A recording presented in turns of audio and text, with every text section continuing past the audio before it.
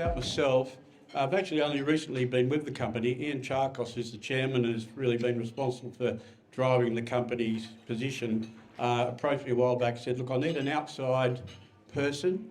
He had a very qualified team in Austria, but they've all worked primarily in that part of the world. He said, I just need someone to give me a second opinion. Can you do some work for me? So I looked first off of, at the onshore field, which we'll talk a little bit about, and then I went over there. And I met a very professional team over there, do very thorough work, and I had a look at all the prospects. By that stage, the Welchow well, which we'll talk a bit more about later, hadn't yet spudded. I went to site, I looked at everything else they had, and I came back to Ian and I said, well, you know, where do I sign? So I'm a director now of the company, and I'm subbing for Ian today. One of the main reasons I decided to join the company is through my long and varied career, I've worked for tiny companies, big companies, you name it. But one of the success factors in the oil and gas business is to get the opportunity to be the first company to follow giant companies into an area, because they always leave something behind. And personally, I've been involved in at least, as a team member or a leader, of at least 5 commercial oil and gas discoveries on the Northwest Shelf that were left behind by Wapit, who thought no one would find anything else in the ground they left. And here we are in Austria, and guess what? ADX is only the 3rd ever operating company in Austria. Austria's got a long history in the oil business. They've produced over 1 billion barrels of oil. And there was ExxonMobil's Shell who formed RAG. Don't ask me how to pronounce the 3 words that go into that one. And then there's OMV, which were formed as a competitor. Both those companies grew to a huge size. OMV left Austria, and as you know, have been pretty successful elsewhere. RAG stayed, and if you go on their website, pretty much all they talk about is CCS. In the depleted fields, pumping CCS down. So they're no longer truly an E&P company. Enter ADX. It's just the perfect place to be. And despite what we might think over here, actually Austrian conditions are pretty good. They're pretty supportive of oil and gas. They have to import 90% of their gas. Their gas costs them around about $20 an MCF. That's nearly double what it is here in the eastern states. You can find a field there, next slide please. You can find a field there that might only be 50 BCF, is worth the same as a 400 BCF field in the North Sea. Well, once I saw that, I said, you know, count me in, you know. And we'll talk a little bit more about that, but why they get there is because there's infrastructure everywhere. There's pipelines, it doesn't cost a lot to drill, there's demand, there's reasonable regulatory conditions. They want you to do it well and properly, that's fine. In fact, ADX has other sort of renewable projects that it will get around to. Well, you can do them there because you're right near all those facilities. Much harder to do them here in Australia, I can tell you. So there's some stats there for you. It's around about 8 times the value to have a BCF of gas, say at Welchow, in Austria, as it is to have one in the offshore North Sea. Next slide. Now, when I went across, Welchow hadn't yet been spudded, the rig hadn't got there, and so I was really looking at the Anshoff area where we've got oil exploration. There's that number 2 there, where we've got oil production, or will have oil production, and the other acreage that the company has. And I thought, well, for sure we're going to find more here. And that's when I went back to Ian on the basis of that, said, oh, you know, I'm committed. Subsequent to that, good timing by me, I guess, Welchow appears to have come in. We're going to talk a little bit about that in the meantime. But it is not the only thing the company has. If it comes in at the size that the pre-well estimates indicate, then it's going to be the biggest discovery in Austria for I don't know how long. Huge. Next slide, please. Here's a shot of Welchow, and shows you a little bit why it's kind of a difficult area, because what you're looking at is there's the Alps, and there's the foothills, and then there's the basins, and there's this thrusted terrain. And so you have an underlying geology, it runs one way, and a thrusted terrain comes over the top. It's quite difficult to map, even with 3D seismic. Now, we don't have 3D where Welchow is, because it's almost mountainous. They don't think it's mountainous, but here in Australia we'd call them mountains. And I went there and drove up a nice road, beautiful site. It was the second biggest individual well site I've ever seen anywhere. And beautiful gravel here and there. The whole place, all of Austria, by the way, looks like a big garden. At least I thought so. And they're very, very organised. So on there you can see a seismic section. You can see all those thrust panels. Now what's happened is, and I'll just go back a little bit here. So in my career, early on, I think the companies thought I needed a bit of a lesson, and they sent me to the rigs. It was like FIFO on rigs, 2 weeks on, 2 weeks off. You know, it's when I didn't realise it at the time, but I subsequently did. When you're out there, that's where you're capturing the real data. Oil and gas business is quite different from mining. Our next data point, our next real data point might be 50 kilometres away, or 60 or 100. So what goes in between is a model, someone's interpretation. And you need to be able to, and someone's always been into an area before you go there. So you need to be able to pick that apart and say, what's data and what's their interpretation? I like to think that's been the heart of my career and why I've been able to find or lead teams to find oil and gas in so many different basins. Because I've never taken what the previous past operators said as being right, tested it. Now here in Austria, we've got pretty much the same thing. Long-time operators, been there for 75 years. No competition, moving on to other things. Difficult environment, think and are, take OMV, finding big reserves of hydrocarbons elsewhere, easier.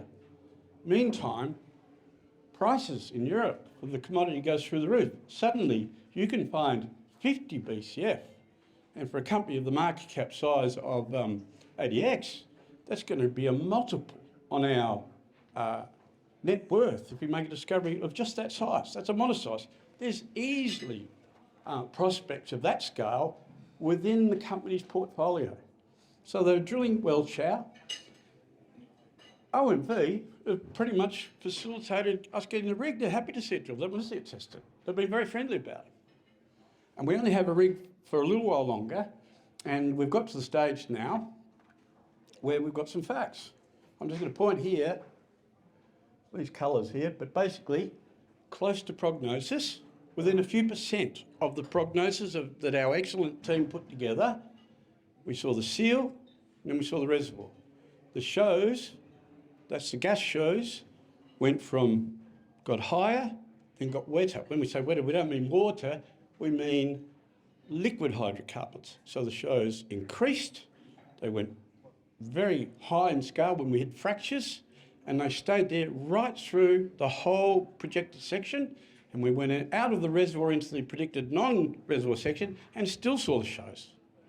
So we don't really know what we've got. Carbonate reservoirs are a bit hard to evaluate first up. You need to run wireline logs and test them and so on. That's where we are right now, and there'll probably be another announcement on the progress of this well early next week. But let's just go back to data and interpretation. The data is the well came in close to prognosis. When they went into the reservoir section, the shows increased. Those shows were wet. When they pulled the core out, it was full of fractures, and it smelt of hydrocarbons, and in some places, condensate bubbled out of it. Now that doesn't prove anything yet, but those are the facts we have. So now we're under logs. That'll involve an MDT. The MDT is quite a difficult tool to run. You've got to sort of expunge all the heavy mud out of the hole, send this thing down, seal off where it's going to draw from, and you capture a sample, but you also get pressures. So that's what we need now. We need pressure data. And from that, we'll be able to extrapolate what this well has found. So it's still kind of early days, but it's all good news to this point. And the amount of potential column is consistent with the pre-drill predictions, where the mean calculation of the resource was 800 Bcf. I can't tell you what that would be worth in Austria. A lot, believe me, a lot. Now, we're not there yet. and it has to go through this critical testing phase. So there remains risk until we see the outcome from that. This is a project that I was sort of sent across to get a bit of an idea on. The company had made an oil discovery. It's currently producing about 200 barrels a day, which generates about 12 million Aussie a year. I think it's about 7 million net, just on a few hundred barrels a day. That's a project further to the northeast in the country. This one is new. It's called Anshoff. And what I realised when I looked at all the maps and data, every single structure in this area that's been properly mapped is full to the spill point of oil. So you just got to map the structures right and get a reservoir in there and you're going to have oil. Now what we know, shown by these yellow blobs, is we can see actually where the reservoir is improving. It definitely is improving in that direction. That's probably where we're going to drill next. The challenge in this area is converting your maps to depth, because you're using seismic. There's 3D seismic here, so you're mapping it in time, you've got to convert it to depth. We didn't quite get it right with the second well. We want to get it right with the third well. So we're taking our time about. We're not rushing, taking our time about. But if you get the maps right, if you get the structures right, you're going to find oil. We've already pre-purchased a facility that will take us to a capacity of, I think it's 3,000 barrels a day. So there's a fair bit of confidence to pre-invest in that, but we've got to go about it the right way. Now, in my career, once again, just talking to why I've got involved with the company and or they wanted me to get involved with the company, I don't like drilling anything but your best prospect. I don't like drilling something until I've dealt with all the risks that you can with the data you've got. I don't like drilling the biggest prospect if it's not the best prospect. So we're not going to do that. We might need a bit more time with this to get our next well right, or the next few wells right. But there's a lot of oil in this area, and I think between all the prospects ancillary to Anshoff, just in the area, either already leased by ADX or adjacent to that, which we can lease because of the friendly Austrian authorities, there's around about 9 million barrels estimated. Tell you what, that'd be worth a lot of money and could take the company into a real healthy production state while we also drill all the gas prospects in the country. I haven't put up anything about the corporate position of the company. It's in the handout that you've got there, but I can say that our farminees are fantastic companies as well, MND and MCF. They're funding most of the activities we're doing at the moment, and people are exercising their options. I don't know how much has come in so far, but if everyone exercises their options, it brings $9 million into the company. So it's pretty handy. I think the well at Welshow, total cost is about 5.1 million euros. It's about 8 million Aussie, of which over 50% is being paid by a farming partner.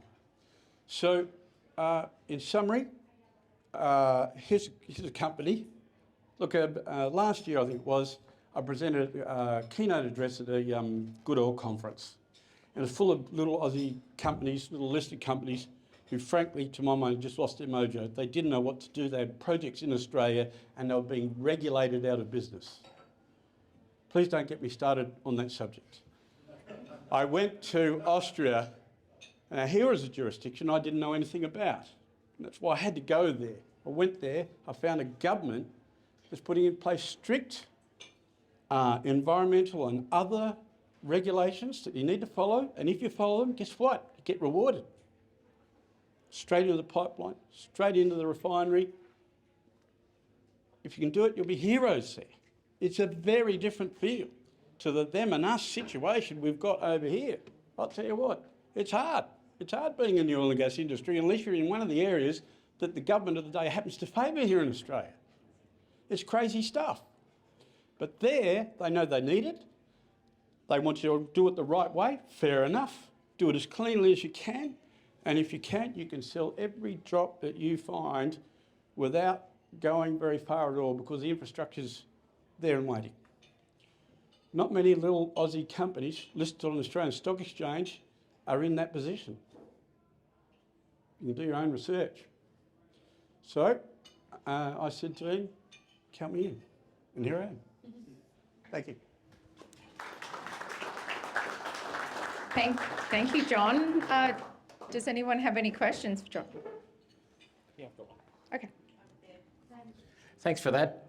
You think mining regulation in Australia is hard, you should try in Victoria. It is much worse. More importantly, for your share price and market capitalisation, the key thing here in Melbourne will be where did you play your country footy and who's your AFL team? Well, I grew up in Murchison, a little country town on a dairy farm up near Shepparton, and I was a rookie draft down to Melbourne during the VFL days. And then I started school young because there wasn't any kids around, so they started me at 4.5. So by the time I finished my uni degree in Melbourne, I don't know, I was still only 19. They thought I was a bit of an idiot. So they sent me over to the west to learn my craft. I ended up playing with South Fremantle with Maurice Rioli and Stephen Michael and great players like that. And in the second last game of the 1982 season, for those of you that going back an era or two, I got a broken jaw. And I was working for a big American company called Occidental Petroleum at the time, and I said, John, look, you know, we've had to bring a bloke from Brisbane to replace you and a bloke from California to replace him. What are you? Are you a footballer or a geologist? And that's pretty much what happened. Then they sent me on the rigs, and I thought it was punishment, but I've subsequently realised it was the best thing that happened to me. True story. Thank you. It's funny how the universe works. Hang on, John Forward's got a question. Wait. Thanks, John. I just wanted to ask you, I think you've taken a core from the Yes, hole. yeah. Can you tell us anything about what you saw, what you found? Yeah, in there the was core? a lot of fracturing in the core. Of course, you know, when you take core, it's generally in a core barrel, and in the core barrel you can't necessarily, particularly when it's fractured, you can't sort of cut that barrel open. That site has to go to the lab. But I think there's a photo on the website that just shows how smashed up it is. And there was a hydrocarbon odour, and my understanding is condensate seen sort of bubbling from the core. Now, I did a lot of time on well sites, as I explained, and you know, one of the jobs of the well site geologist is that you bring the cores to the surface and so on. So I've seen a lot of cores, and I can tell you, you generally don't get a strong hydrocarbon odour and some evidence, physical evidence of the hydrocarbon presence without it being saturated. And we were drilling that well with 11.5 pound mud. That's not super heavy, but it's pretty heavy. And so the fractured zones in particular would be flushed by the mud. That's why they've got to now run an MDT, where they sort of evacuate the mud out. It has these pads that seal against the side of the hole, and they open it up. Hopefully they can cycle through what comes in and then get a clean test of what's in the formation. So that's what's happening over the next few days. And so I think, you know, let's see what happens on Monday. But it's a relatively difficult reservoir. It's a carbonate reservoir which has low primary porosity, and the porosity and the permeability is connected by the fractures. I'm familiar with this elsewhere, but not there. So I'm going on what everybody are telling me. But I do know that our team in Vienna, who I met and regard highly, and the experts they brought in, are all very confident. That's all I can say. Sounds good.